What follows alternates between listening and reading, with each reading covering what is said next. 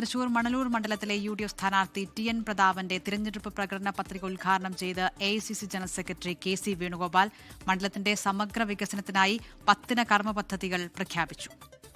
മണലൂരിൽ നിന്ന് വിജയിക്കുന്ന TN പ്രതാപന്റെ സ്ഥാനം ട്രഷറി ബെഞ്ചിലായിരിക്കുമെന്ന് KC വേണുഗോപാൽ പറഞ്ഞു.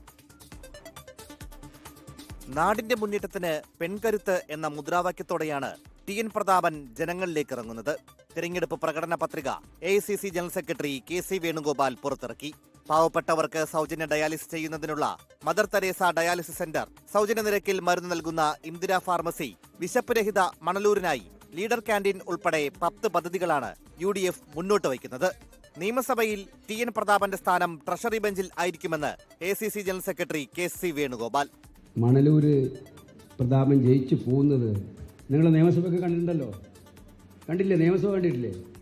അത് സ്പീക്കറുടെ ഇരിക്കുന്ന ചെയറിന്റെ വലതുഭാഗത്തേക്കാണ് ശ്രീ പ്രതാപൻ പോകാൻ വേണ്ടി പോകുന്നത് എന്നുള്ള കാര്യം മനസ്സിലാക്കുക.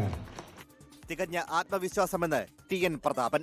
101%, അത് 100 അല്ല, 101% ഉറപ്പാണ്. മണലൂരിൽ ഇത്തവണ UDF ജയിക്കും. അതിനൊരു വലിയൊരു ബഹുജന മുന്നേറ്റം മണലൂർ ഉണ്ടായിട്ടുണ്ട്. ഉറപ്പാണ് മണലൂർ UDFന്. ചടങ്ങിൽ മഹിളാ കോൺഗ്രസ് സംസ്ഥാന അധ്യക്ഷ ജബി മേത്തർ, ഹരിയാന PCC മുൻ അധ്യക്ഷൻ അശോക് തൻവർ ഉൾപ്പെടെയുള്ളവർ പങ്കെടുത്തു. 24 തൃശൂർ.